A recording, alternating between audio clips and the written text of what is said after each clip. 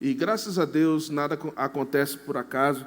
Nós iniciamos uma série de sermões aqui na carta de Paulo em Romanos, às noites, no capítulo 12. Eu quero convidar você a abrir a sua Bíblia nesse texto. E eu queria conectar esse texto bíblico que nós vamos falar hoje à noite também com a Santa Ceia, porque esse texto está falando diretamente acerca da igreja, acerca do nosso culto ao Senhor. Romanos capítulo 12, do versículo de número 1 ao versículo de número 8. Há um que hoje eu estarei trabalhando especificamente os versículos 3 ao versículo de número 8, mas gostaria que nós refrescássemos a nossa memória e contextualizássemos com a passagem do versículo 1 ao 3. Romanos capítulo 12, do 1 em diante, diz-nos assim a palavra do Senhor. Rogo-vos, pois, irmãos, pelas misericórdias de Deus, que apresenteis o vosso corpo por sacrifício vivo, santo e agradável a Deus, que é o vosso culto racional. E não vos conformeis com este século, mas transformai-vos pela renovação da vossa mente, para que experimenteis qual seja a boa, agradável e perfeita vontade de Deus. Porque pela graça me foi dada, digo a cada um de vós, que não pense de si, mesmo além do que convém. Antes, pense com moderação, segundo a medida da fé que Deus repartiu a cada um. Porque assim como num só corpo temos muitos membros, mas nem todos os membros têm a mesma função. Assim também nós, conquanto muitos, somos um só corpo em Cristo e membros uns dos outros, tendo, porém, diferentes dons, segundo a graça que nos foi dada. Se profecia, seja segundo a proporção da fé.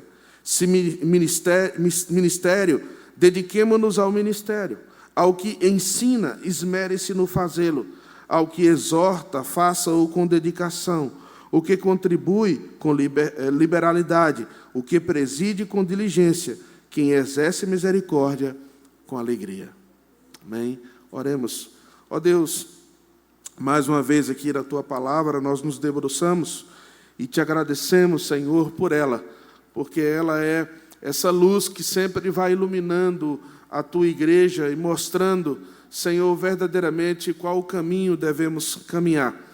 Entendemos que essa caminhada nem sempre é fácil.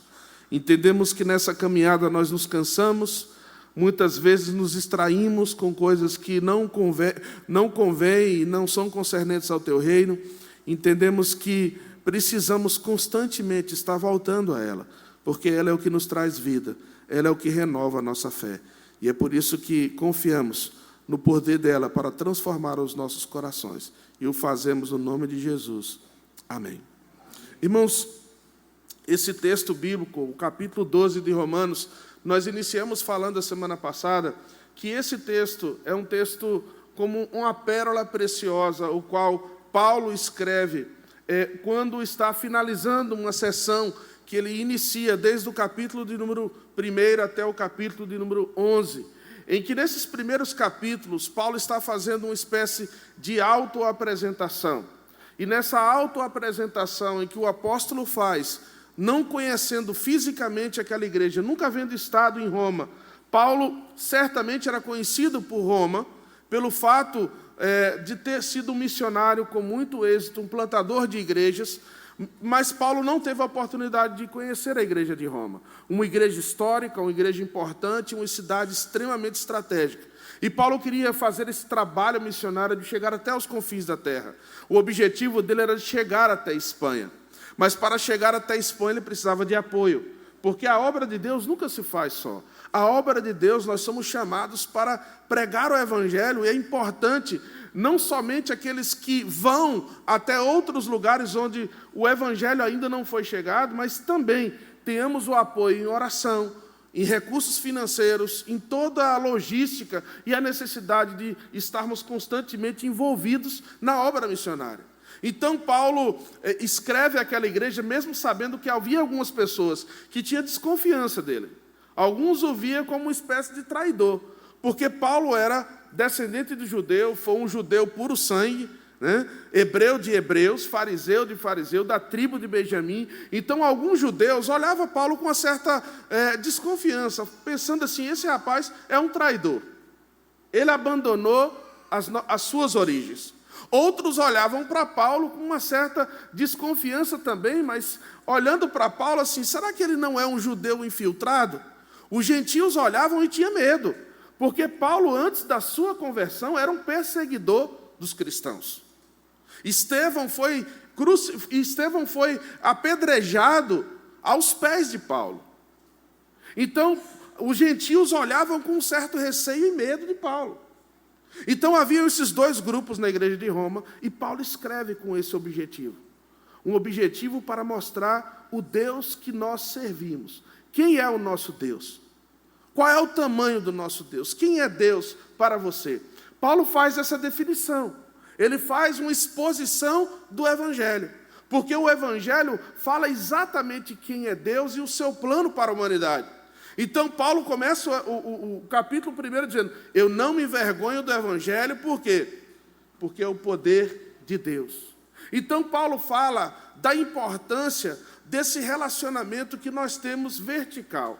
Esse relacionamento que nós precisamos ter com Deus. E à medida que nós desenvolvemos um relacionamento com Deus, nós vamos sendo transformados. Esse relacionamento com Deus traz a paz com Ele. Porque a nossa primeira guerra é com Deus. Porque o homem está em rebelião com Deus. A Bíblia diz que todos pecaram e destituídos estão da glória de Deus. Portanto, para que haja essa reconciliação, é necessário um arrependimento, é necessário uma humilhação diante do Senhor e desenvolver um relacionamento com Ele. E à medida que nós nos arrependemos, que nós confessamos o nosso pecado e desenvolvemos um relacionamento com Ele, nós temos paz com Deus, porque somos justificados em Cristo Jesus. Então, Paulo vai falando sobre todas essas coisas profundas. E quando ele chega no capítulo de número 11, ele faz uma tremenda doxologia e adoração a Deus. E aí ele vai falar nesse capítulo 12. E esse capítulo 12, ele inicia falando que nossa espiritualidade, a nossa vida cristã, precisa estar baseada nas misericórdias de Deus. A Bíblia diz que as misericórdias de Deus não têm fim. Essas misericórdias não têm fim. Elas se renovam a cada manhã. Então, Paulo está dizendo para que nós cultuemos a Deus, desenvolvamos uma vida espiritual, uma espiritualidade diária, dia a dia, um culto racional a Deus, nós precisamos estar baseados não nos nossos méritos, mas entendendo que tudo o que nós somos e temos está baseado nas misericórdias de Deus, naquilo que Ele é na minha vida. E é nesse momento que se inicia uma renovação espiritual. A renovação espiritual na minha vida e na sua vida começa quando nós entendemos o Evangelho, onde nós nos humilhamos, confiamos na misericórdia de Deus, e Deus derrama a sua graça em nós e renova as nossas vidas, e nós somos capazes de experimentar qual é a boa, perfeita e agradável vontade de Deus. Mas agora Paulo quer nos levar para um estágio muito mais profundo. E esse estágio profundo que Paulo está nos levando agora, a partir do versículo de número 3 ao versículo de número 8, é que Paulo vai falar que nesse processo de renovação espiritual, Deus primeiramente nos restaura nosso relacionamento com Ele. Mas agora aqui do versículo de número 3 ao versículo de número 8, Paulo vai falar da importância dos relacionamentos uns com os outros. O relacionamento que se dá na horizontalidade. E esse relacionamento que se dá na horizontalidade é fruto desse relacionamento vertical que nós temos com Deus. Então, Paulo vai falar isso a partir de uma de uma premissa muito importante que eu e você precisamos entender. Deus nos chamou. Quando nós observamos o ministério de Jesus, o início do ministério de Jesus, Jesus é muito enfático e claro. Eu não vim para ser servido, eu vim para servir. Quando Jesus chama os seus discípulos, ele diz: segue-me. Aquele que quer vir após mim, tome a sua cruz e siga-me. Nós fomos chamados para servir. Nós temos um chamado. Não é somente um oficial da igreja que tem um chamado, mas todo crente em Cristo Jesus tem um chamado. E, na verdade, essa é uma realidade desde a criação. Deus criou Adão e Eva e deu um chamado para eles. E nessa criação, Deus estabelece esse padrão todas as vezes em que nós vemos registrado nas Escrituras ele chamando uma família. Nós vamos ver isso em Noé, nós vamos ver essa visão em Abraão, nós vamos ver essa missão em Moisés. Em todas as Escrituras, todo crente em Cristo Jesus temos um chamado. E qual é esse chamado, meu e seu? É sobre isso que esse texto está falando. O nosso chamado se dá na horizontalidade. A efetividade do nosso chamado se dá na horizontalidade, porque nós não somos chamados para servir a Deus, porque Deus não precisa de mim. Deus, como diz Paulo lá em Atos, Deus não é servido por mãos humanas. Mas de que maneira eu sirvo a Deus? Servindo ao seu próximo, à sua igreja. Esse é o chamado que esse texto está nos dizendo. Então, a partir disso aqui, para que nós renovemos o nosso chamado espiritual, em primeiro lugar, Paulo está nos mostrando alguns princípios importantes nessa renovação. A primeira coisa que você precisa entender para renovar o seu chamado espiritual diante de Deus é que você precisa ter uma visão moderada acerca de você mesmo. Você precisa ter uma visão realista, ou seja, moderada, de quem é você. Observe o versículo de número 3. Paulo está dizendo isso enfaticamente. Porque, pela graça que me foi dada, digo a cada um dentre vós, que não pense de si mesmo, além do que convém. Antes pense com moderação, segundo a medida da fé que Deus repartiu a cada um. Olha que interessante o que Paulo está nos afirmando aqui e nos direcionando de como nós podemos entender o nosso chamado em Cristo Jesus. O nosso chamado, irmãos, sempre está vinculado, em primeiro lugar, à nossa identidade que nós temos em Cristo Jesus. E Paulo está dizendo que esse chamado que eu e você temos é um chamado que foi dado pela graça. O versículo inicia dizendo, porque pela graça que me foi dada.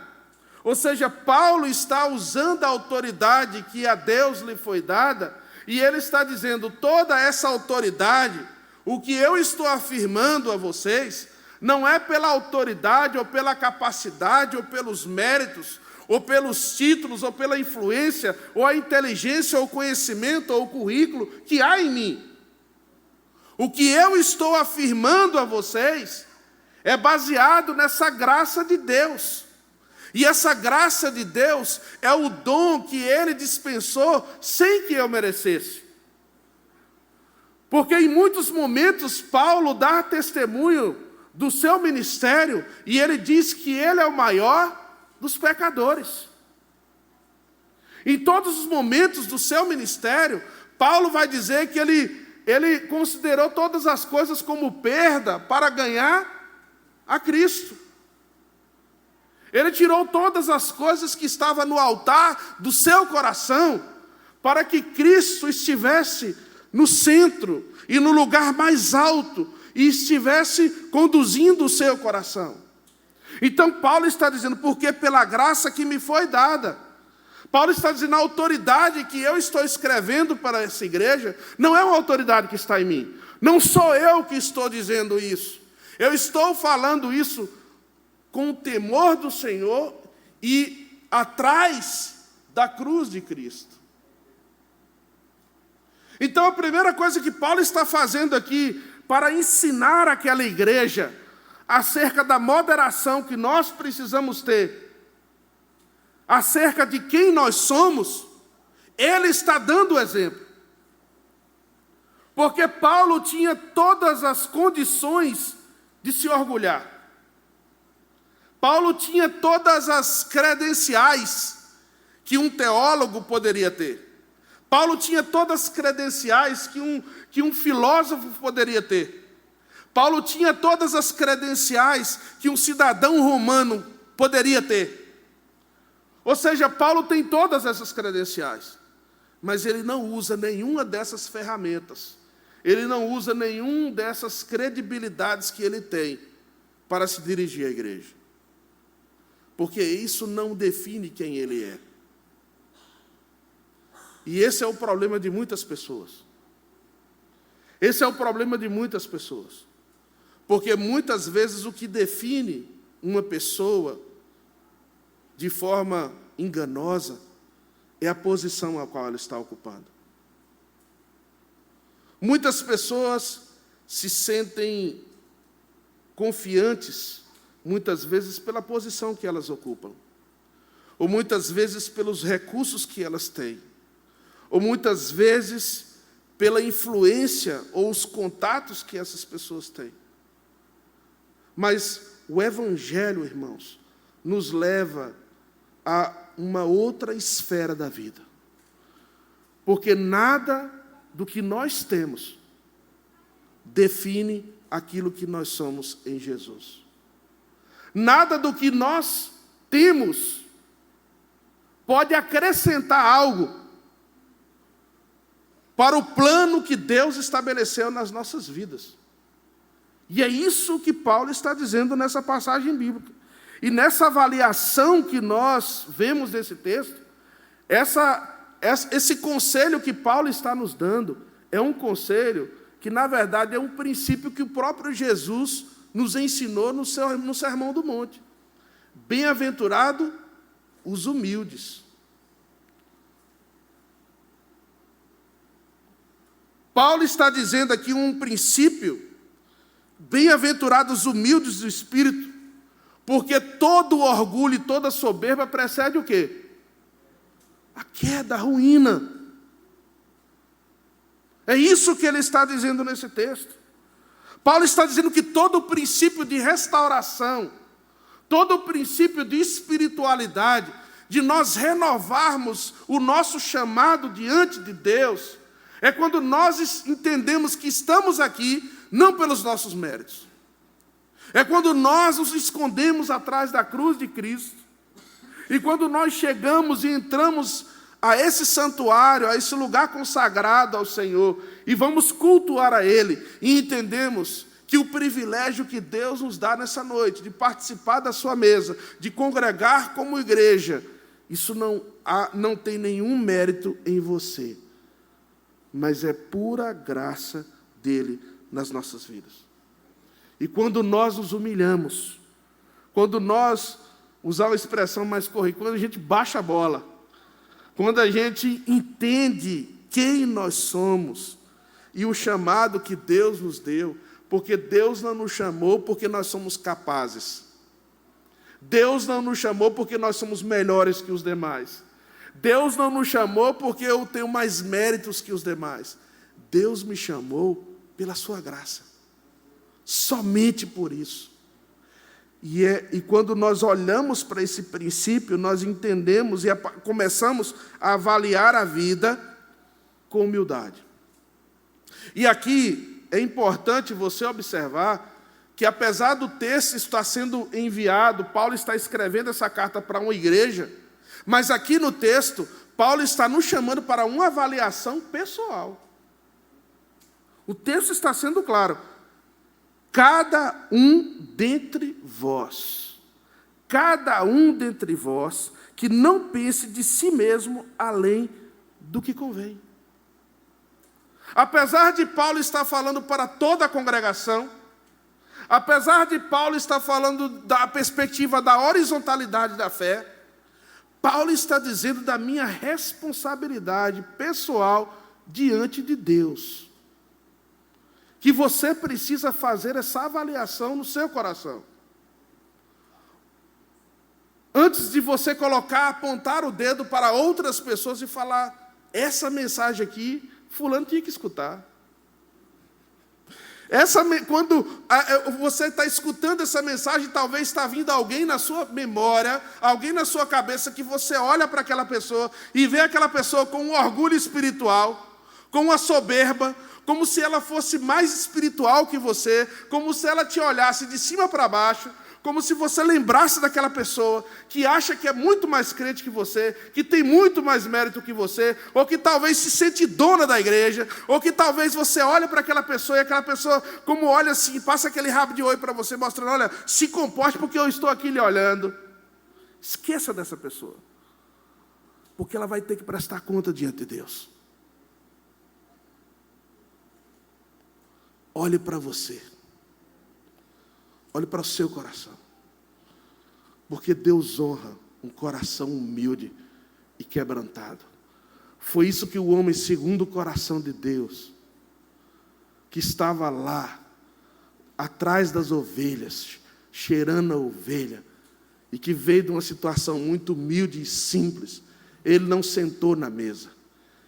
Ele não foi considerado por os demais, mas Deus o chamou. E é assim que ele faz. E quando nós fazemos assim, nós nos tornamos verdadeiros seguidores de Jesus. Porque Paulo diz em Filipenses capítulo 2, versículo 5, haja em vós o mesmo sentimento que houve em Cristo Jesus. É por isso que para uma igreja ser renovada espiritualmente, para que uma igreja possa entrar na rota correta, para que uma igreja seja revitalizada, para que uma igreja, irmãos, encontre o caminho da renovação, o caminho da santificação e da glorificação a Deus, primeiramente, ela precisa usar as sandálias da humildade. Se você quer restaurar o seu relacionamento com o seu cônjuge, pare de ficar apontando o problema dele.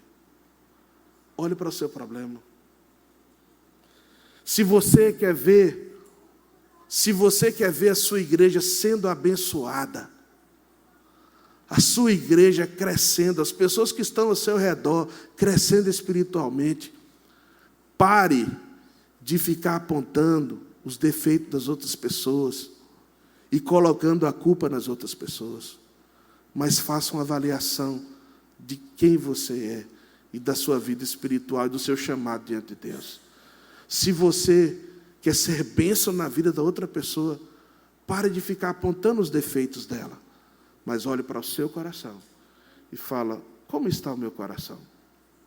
Mas eu tenho que avançar nessa noite, e o texto nos mostra aqui, em segundo lugar, que para nós renovarmos o nosso chamado espiritual diante de Deus, primeiramente nós temos que ter uma visão moderada acerca de nós mesmos. Mas o texto nos mostra também que nós temos que ter uma visão correta acerca da nossa função no corpo de Cristo. Paulo está dizendo aqui a importância de nós estarmos no lugar certo. E que é possível, muitas vezes, que nós estejamos no lugar errado. É possível que nós estejamos desenvolvendo uma função a qual não é nossa. E aqui Paulo está sendo como uma espécie de um técnico de futebol, como uma espécie de um técnico de um jogo coletivo, de um esporte coletivo, em que esse treinador, Esse treinador tem a responsabilidade de colocar os jogadores na posição correta. E às vezes, o jogador pode ter muitas boas habilidades, pode jogar bem, mas ele precisa estar na posição dele. Ele às vezes é um bom goleiro, mas você quer colocar ele de centroavante. Às vezes ele é um bom lateral, você quer colocar ele como um bom zagueiro. E nós, como corpo, como igreja, nós precisamos encontrar o lugar que Deus nos colocou. E a pior coisa, irmãos, que pode acontecer na vida cristã, é nós querermos exercer um papel que não é nosso. E nas Escrituras, Deus define isso muito bem, porque Ele compara a igreja como um corpo. A igreja é como um corpo. Então, Paulo vai usar essa analogia em outras passagens bíblicas, em Romanos mesmo. Ele vai usar essa analogia em Corinto. Ele vai usar essa analogia também em Efésios. Porque nós precisamos ter muito claro o chamado que Deus nos deu. A função pela qual Ele nos chamou para desenvolver. E quando nós temos isso muito claro, qual é o meu chamado, eu não vou mais viver uma vida de insegurança. Porque quando eu não sei para a função pela qual Deus me chamou, eu fico perdido. Eu fico sendo levado de um lado para o outro. Eu, de alguma maneira, não sou eficiente na minha vida cristã. Muitas vezes eu vivo uma vida de insatisfação. Você talvez está vivendo uma vida de satisfação na igreja porque você não encontrou o seu lugar. E isso pode acontecer com qualquer pessoa. Portanto, o que deve definir a tua função na igreja não são as necessidades que podem existir na igreja. Não é o que as outras pessoas dizem que você tem que fazer. Mas o que deve definir a tua função no corpo de Cristo é aquilo pelo qual você se sente chamado. E a pior coisa é que tem uma pessoa que está na posição errada. E nós vamos ver isso nas Escrituras, porque assim Deus criou todas as coisas. Deus criou a mulher para que seja mulher. Deus criou o homem para que seja homem. Deus estabeleceu os filhos para que sejam filhos. Nós vamos ver funções muito claras. Nós vamos ver que Deus estabeleceu a criação e todos os detalhes da criação foram criados com um objetivo, com um propósito. O sol, a lua, as estrelas, o céu, a terra, os animais, as flores, as vegetações, toda a criação de Deus foi criado com uma função. E essa função, quando é exercida de forma correta, isso gera um ecossistema. E esse ecossistema, ele funciona de forma harmônica. Mas o que foi que o pecado fez? O pecado veio exatamente trazer essa desfuncionalidade para toda a criação. E é por isso que, inclusive, a ira de Deus e a corrupção humana tem a ver exatamente com essa desfuncionalidade. Porque o homem, quando ainda não havia pecado, ele tinha muito claro qual seria a sua função no corpo. Mas quando veio a queda, quando veio o pecado na humanidade, nós vimos uma espécie de desfuncionalidade de toda a criação. Nós vamos ver essa disfuncionalidade na natureza, nós vamos ver essa disfuncionalidade dos animais, porque para que os animais não destruíssem o homem, Deus colocou o temor sobre os animais.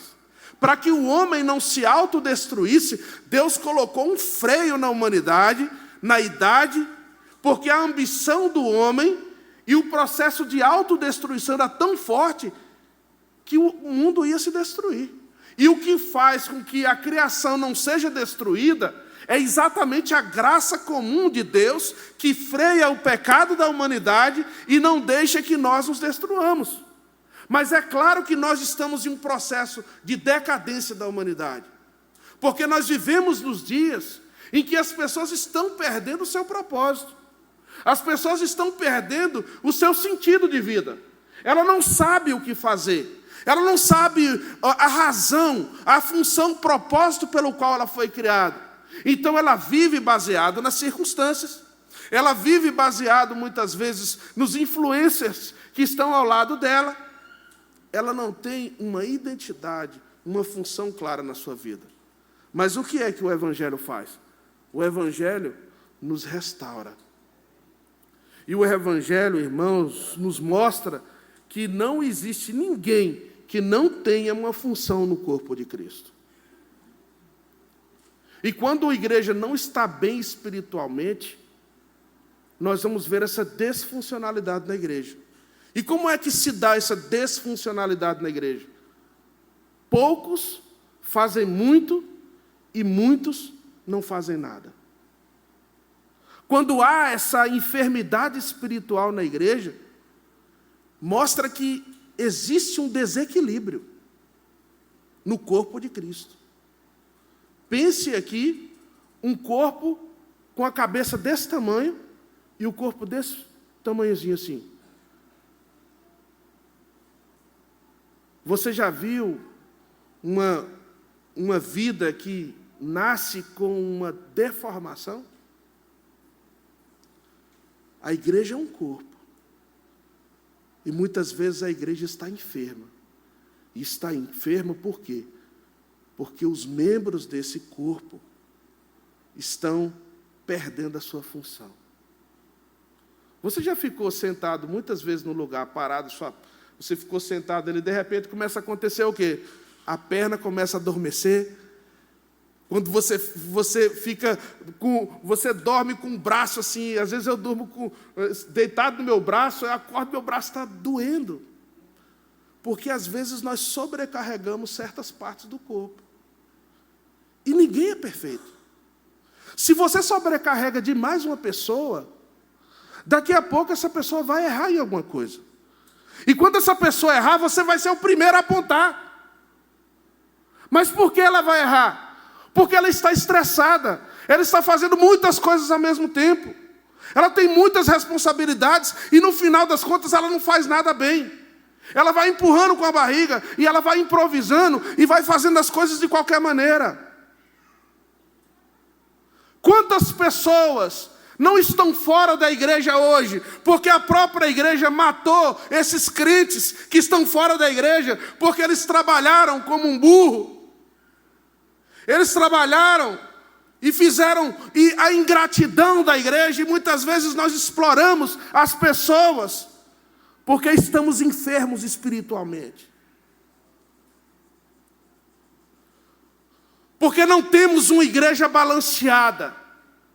Porque não estamos dispostos a carregar as cargas uns dos outros. Porque nós somos mais espectadores do Evangelho. Nós não somos partícipes do corpo. Nós somos espectadores. E sabe o que é o resultado de tudo isso? Uma igreja doente e enferma. Mas eu quero perguntar para você nessa noite, porque eu preciso avançar. Qual tem sido a tua função no corpo de Cristo? Deus está te chamando a você nessa noite renovar o teu chamado diante dele. E eu quero falar um último ponto dessa mensagem, em que Paulo deixa muito claro aqui, que em primeiro lugar nós precisamos ter uma visão correta, moderada de quem nós somos. Em segundo lugar, nós precisamos ter uma visão moderada, uma visão correta de qual é a nossa função. E em terceiro lugar, nós precisamos ter uma visão correta da nossa responsabilidade uns para com os outros. Você precisa entender uma coisa na sua vida. A obra de Deus não se faz só. Nós temos uma responsabilidade espiritual uns para com os outros. Olha o que é que Paulo está falando do versículo 6 em diante. Ele está dizendo: tende, porém, diferentes dons, segundo a graça que nos foi dada. Se profecia, seja segundo a proporção da fé.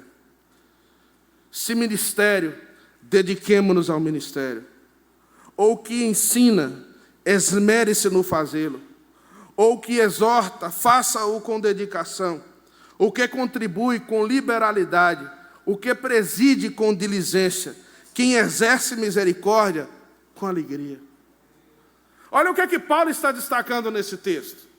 Paulo está destacando aqui que Deus ele não estabeleceu somente os fins, mas Deus estabeleceu também os meios. Às vezes você pode até entender qual o chamado que você tem. E talvez você desempenhe a sua função de uma maneira muito bem. Mas talvez a forma como você está fazendo, não está edificando o próximo. E se o que você está fazendo, se o que você está falando, se a maneira como você se comporta, se aquilo que você faz não está trazendo edificação, você está em pecado. A Bíblia diz, todas as coisas me são lícitas, mas nem todas me convêm. A Bíblia está dizendo que nós temos uma responsabilidade espiritual uns para com os outros. Paulo está estabelecendo aqui os dons, mas Paulo está estabelecendo também a maneira como eu desenvolvo esses dons. Ele está dizendo o que profecia, entendeu? Ele está dizendo o que exerce profecia na proporção da fé. Ele está fazendo o que se fala, o que se dedica ao ministério, que faça com dedicação. O que com esmero, que faça com esmero. O que exortação, que se dedique. O de contribuição com liberalidade. O que preside com diligência. O de misericórdia com alegria. Portanto, se você está fazendo a obra de Deus, e isso tem sido uma carga para você, tem uma coisa errada. Se você está fazendo a obra de Deus, e quando você, no processo em que você está fazendo, aquilo está te deprimindo, aquilo está te trazendo uma carga maior, tem alguma coisa errada no processo. E esse processo precisa ser corrigido. E Deus nos chamou para nós fazermos a sua obra com excelência. E se você está fazendo a obra de Deus relaxadamente, você precisa se preocupar. Porque a obra de Deus tem que ser feita com excelência. Deus, irmãos, não merece o resto. Deus merece o melhor. Portanto, se você vai fazer algo para Deus de forma relaxada, é melhor que você não faça. Você lembra da oferta que levou Ananias e Safira? Foi o que aconteceu com eles lá. Eles foram fulminados no altar. E o que foi que aconteceu ali? Será que Deus foi radical porque ele fez aquilo? O que é que Deus estava ensinando? Pedro diz, olha, se vocês não tivessem trazido a oferta, não tinha problema nenhum. Venderam, fique com o dinheiro, se vocês não quisessem ser generosos, não precisava ter trazido. O problema é vir e mentir. Deus se importa não com o fim simplesmente, mas Ele estabeleceu os meios. Não se faz a obra de Deus relaxadamente. E eu creio que nós temos esse desafio como igreja, de fazer uma autoavaliação e pensar das coisas que nós precisamos deixar de fazer. Não porque não devemos fazer, mas porque não estamos fazendo bem. E se nós não estamos fazendo bem, nós precisamos deixar de fazer. Ou fazer uma avaliação e fazer bem. Porque Deus não merece qualquer coisa. Deus merece o melhor. E é isso o que essa passagem está dizendo. É isso que esse texto está dizendo. Agora, quem sou eu nessa noite para julgar você? Quem sou eu nessa noite para dizer a você o que você está fazendo e o que você não está fazendo? Lembre-se que a passagem começa com avaliação pessoal. Porque, irmãos, a igreja ela funciona como uma espécie de efeito dominó. Você vai lá e faz o seu trabalho com excelência.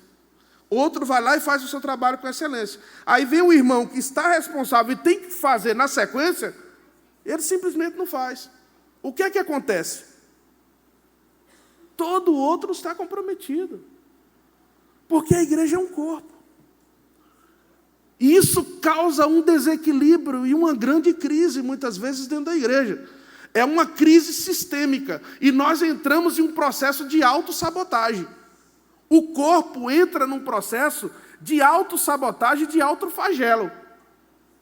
Porque nós queremos fazer bem, mas estamos fazendo mal. E a gente não muda. Nós queremos resultados diferentes fazendo as mesmas coisas. Isso é loucura. Muitas vezes é melhor você parar, fazer uma autoavaliação. Você lembra daquela vez que você estava estressado, você foi no médico, e você foi no médico que você não estava bem, o médico falou, para, você vai ser internado agora. Não, mas eu tenho que ir para o trabalho, eu tenho que fazer isso, fazer aquilo. Você quer morrer? Se você não for agora para a primeira cirurgia, você vai perder a sua vida. E aí, o que você vai fazer? Deixa eu lhe dizer uma coisa. Com a igreja acontece a mesma coisa. E deixa eu dizer uma coisa para vocês. Igreja morre. Igreja visível morre. A igreja invisível não. Portanto, nós precisamos cuidar da nossa saúde espiritual. Nós precisamos de uma renovação espiritual. E essa renovação espiritual começa primeiramente com a autoavaliação. Pare de olhar para o outro. Olhe para você como você realmente é. E fala, o que é que eu estou fazendo? Será que eu estou no lugar certo? Mas busque em Deus a função qual Ele te chamou. E entenda que todos nós aqui somos pastores. Todos nós aqui temos que ter um cuidado espiritual, uns para com os outros. Nós precisamos cuidar uns dos outros. Porque nós somos um corpo. E nós somos uma igreja. E talvez tem muitas pessoas que você conhece e que não estão aqui hoje.